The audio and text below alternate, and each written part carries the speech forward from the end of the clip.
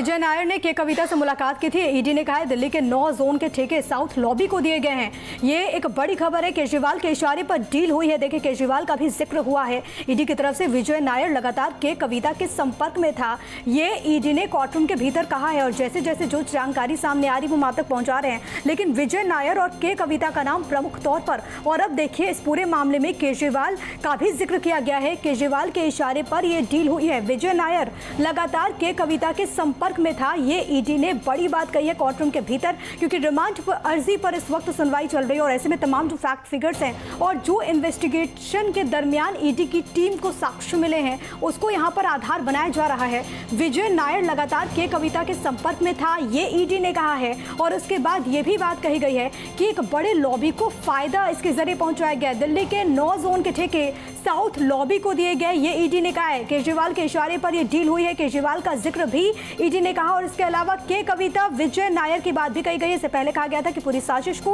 Coordinate कर रहा था विजय नायर। विजय नायर एक प्रमुख शख्स जिसका सीबीआई ने भी जिक्र किया था कि इससे लगातार सिसोदिया के कॉन्टैक्ट्स थे, सिसोदिया इससे लगातार कनेक्टेड थे। दूसरी तरफ ईडी जब आज रिमांड मामले में अपनी ओर से तमाम दलीलों को रख रही है वहां पर, तो विजय नायर के कोऑर्डिनेशन की बात कही गई है। और इसके अलावा यह भी बात कही गई है कि विजय नायर ने के कविता से मुलाकात की थी। मेरे साथ के एम शर्मा मेरे सहयोगी लगातार बने हुए हैं। के एम शर्मा, अपनी बात आप कंप्लीट कीजिएगा, लेकिन इस बारे में क्या और जानकारी है, क्योंकि सीधे तौर पर ईडी ने कहा है के कविता विजय नायर और इसके अलावा यह भी कहा गया कि केजरीवाल के इशारे पर ही ये सब कुछ हुआ।